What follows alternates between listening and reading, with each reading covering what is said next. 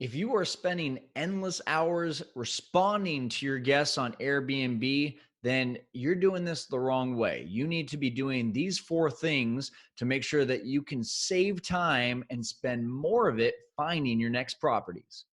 If you want financial freedom, time freedom, and want to leave a legacy for generations to come, you probably have heard real estate investing is the place to do that. How do you get started? What do you have to do? When's the right time? If you are looking for those answers, you've come to the right place. My name's Kyle Stanley, and this is Fearless Flipping. My mission is to help you learn this business and conquer real estate investing. Hey, welcome into the Fearless Flipping podcast. I'm Kyle Stanley. We're talking today about Airbnb and streamlining your communication to save you time and to do exactly what you need to do, which is focus on money-making activities in your business. So before we get to that, I do want to just take 1 second to remind you, if you're watching on the YouTube channel, you can see this link right behind me, fearlessflipping.com/Airbnb host. If you're listening on the podcast today, just make sure to write down that link or go to it right now. Again, fearlessflipping.com/Airbnb host.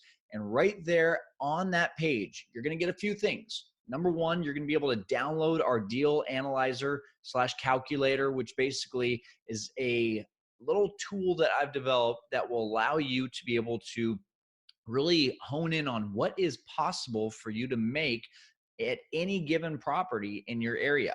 And there's a tutorial video on there that will show you how to be able to analyze what that deal looks like, and then to be able to plug in all the numbers, and boom, it just spits out exactly what you'll make on a monthly basis, on a yearly basis, what your rate of return is from what your down payment and all the furnishing costs. That right there is your first thing. The next is a ton of tips. And then at the end, you're going to get an invite to our Facebook page and to a couple other resources that can help you along the way to get you the guidance that you need to be amazing at this whole Airbnb business. Now, as we're focusing today only on it is the communication, streamlining exactly how to be able to save yourself crazy amounts of time and to avoid, once again, the mistakes that I was making in the beginning of my Airbnb business, which was literally responding to every guest on my own. What does that do to you? If you're doing that right now, I'm going to probably hit a few pain points right now. How about being worried about being away from your phone for more than 5 minutes? Getting guests that are mad because they're not getting quick responses, getting bad reviews because you're not getting quick responses to guests.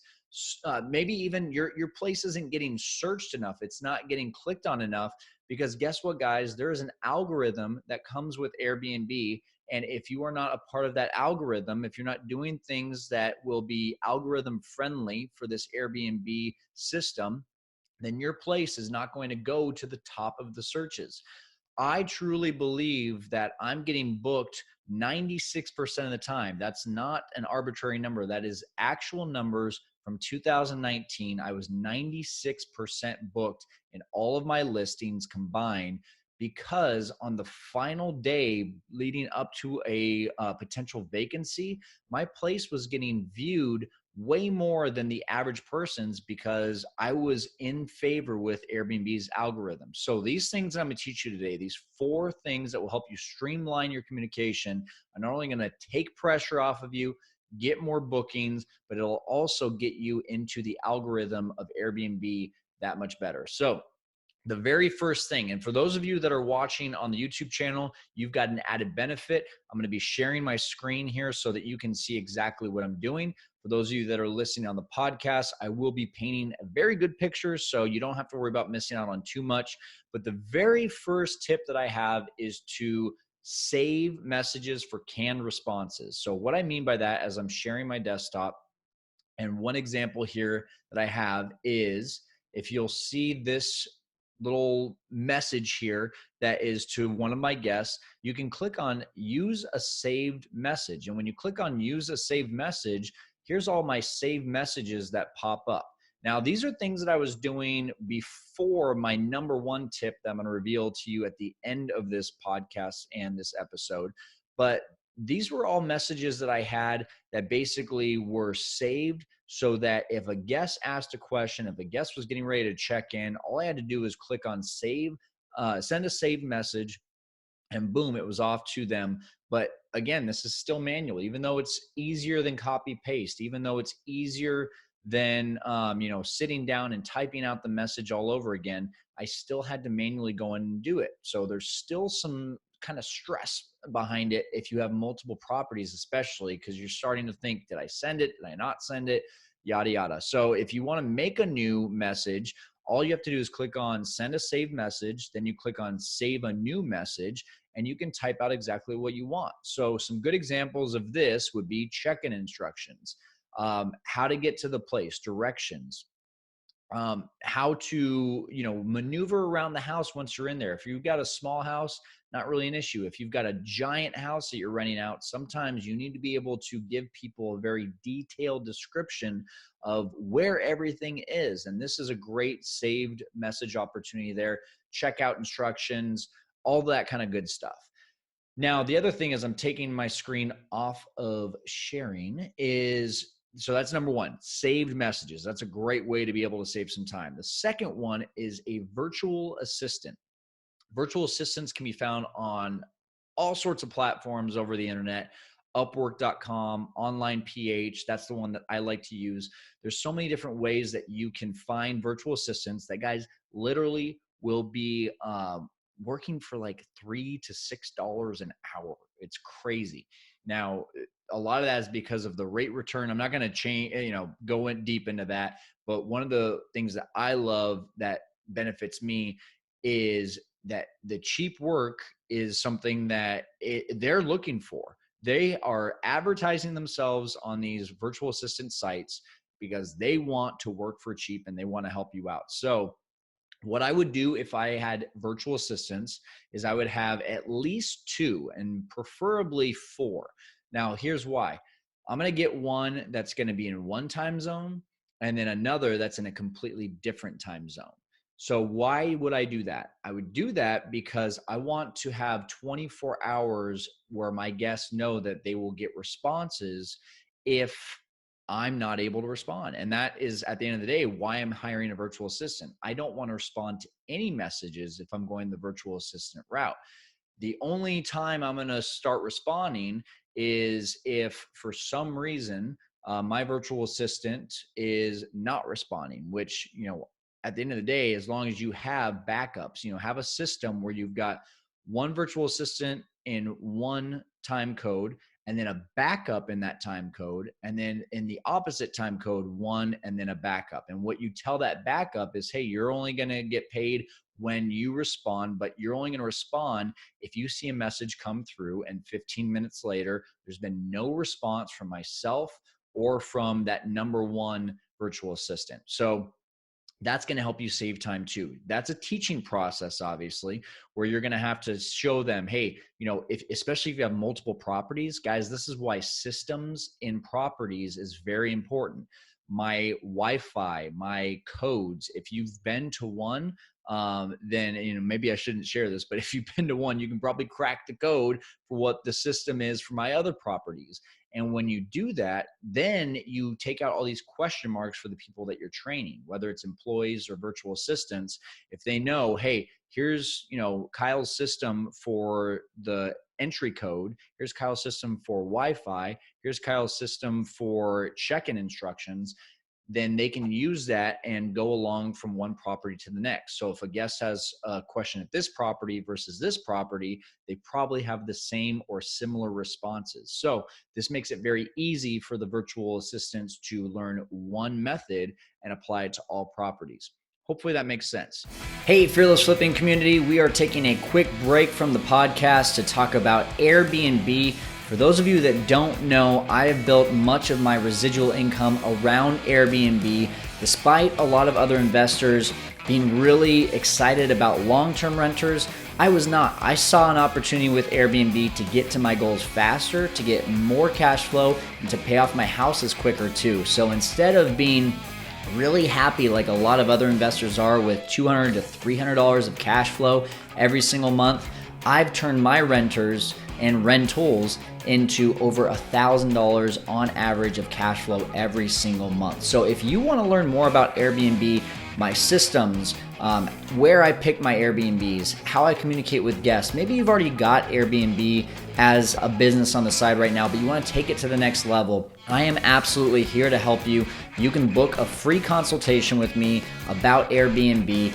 Learn more by booking at fearlessflipping.com/consultation, and you get me for 30 minutes for free. That's right, 30 minutes absolutely free. And that's once again, fearlessflipping.com/consultation. And I'm looking forward to helping you conquer Airbnb investing.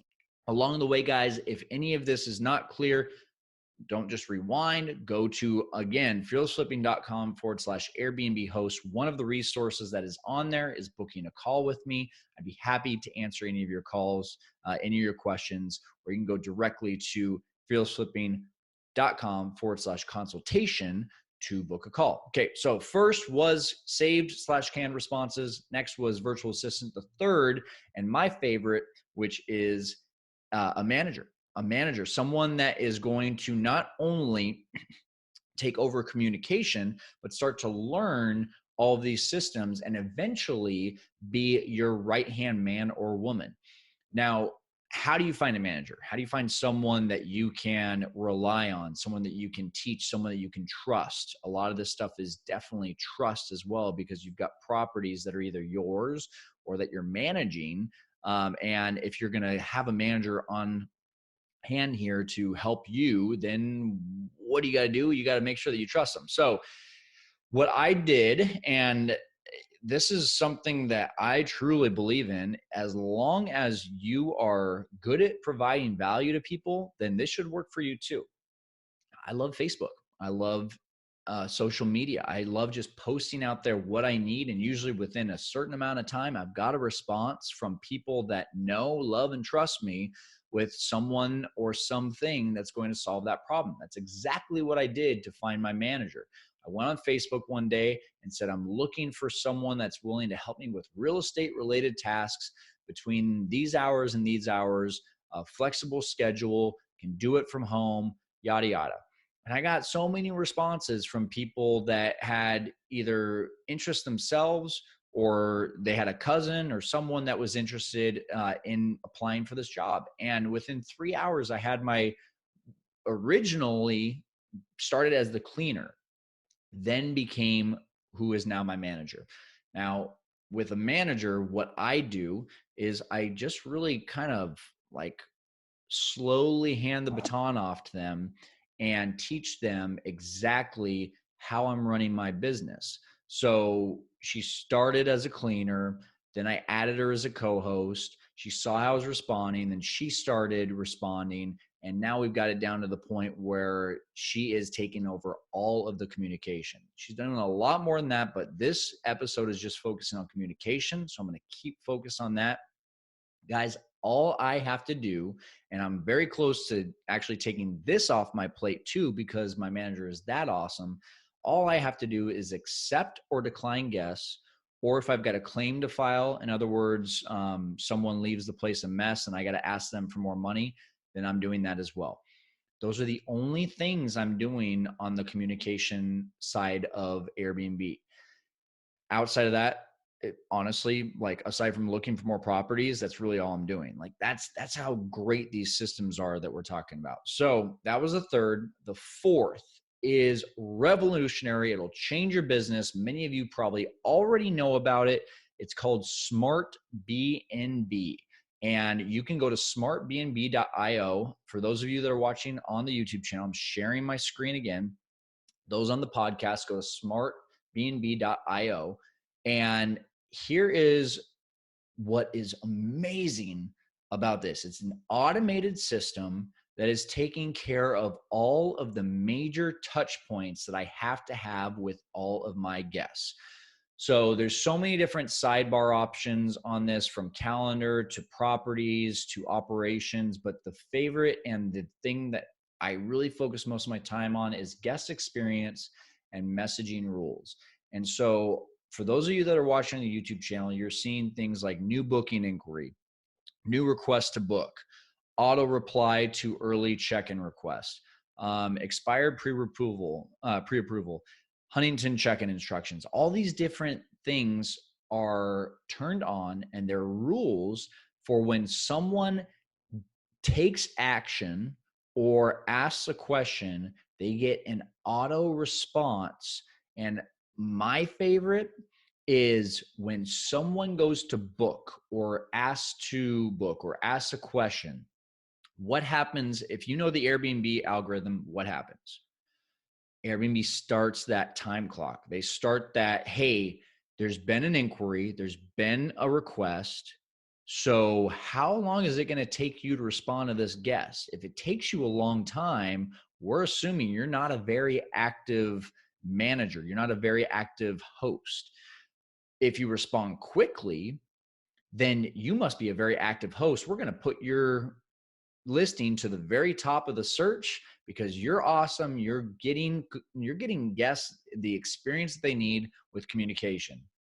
So when I get a new booking inquiry, boom, immediately someone says, "Hey Kyle, I'm interested in your place. Can you tell me how many bedrooms and baths it is?" Or something like that.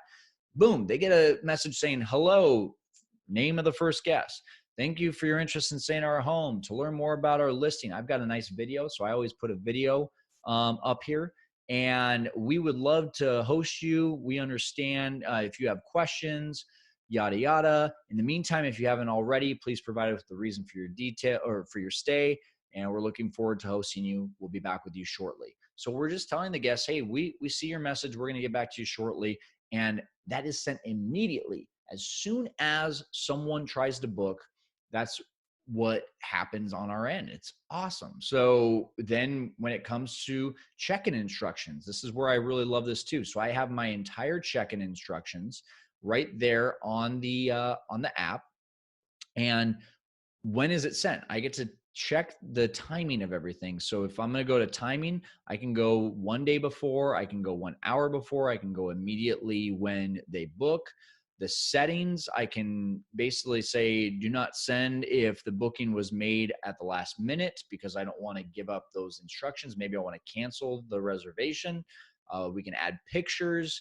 And the scope, I can choose which property I want to send this to. For my check-in instructions, I got to do each property individually. For my checkout instructions, for my common questions, I can just go ahead and do that with every single property. So I hope you see the power of what this does. I will say this: since adding Smart B&B and a manager into my business, I have gone from being an employee in my business to being the employer of my business. And that's the mindset that you've got to have if you're going to have a successful Airbnb business. I'm not talking to the mom and pops right now. I'm not talking to, "Hey, we've got an extra room out of our house and we want to be able to, just make our mortgage for the month," or, "Hey, we've got an extra unit in the back, or we've got one, rental property." Those one-offs, maybe even two. If you want to add all this to your repertoire, yes, it will make it easier. Is it necessary? Not necessarily. If you have 2 properties or more, you need to start doing things like this. You need to have Smart B&B. You need to have either saved responses or VAs or managers. It's a must if you want to keep the main thing, which is either your full-time job or focusing on finding more Airbnb properties. This right here is the system that I went through. It's the exact order that I went through. And it's what I'm sharing with you, that if you can just jump in right away and get a manager or a VA plus Smart B&B, you're going to save yourself so much time. Now, what does all that cost? Here is what I would say is it's worth it. Just do it, because Smart B&B, the initial setup is like $10 or something like that. And then for every listing that you have that's active, it's only $8 a month. Okay. If you're making over $1,000 a month, would $18 a month really be a deterrent from you taking so much more time to lay out on the beach, to find a new property, to spend time with your family? Like, that's how powerful this is. In terms of having a manager or a VA, shop around, find the best one for you that's going to be the most reliable and is going to be able to get answers to questions right away. I don't think, if it's just communication that we're talking about, they're doing nothing more, I don't think you should be spending more than $50 to $75 per listing for 1 month of a VA or a manager. It's just not enough work. It's more about their attention than it is about the actual amount of work that they're putting in. So one more time on this, guys.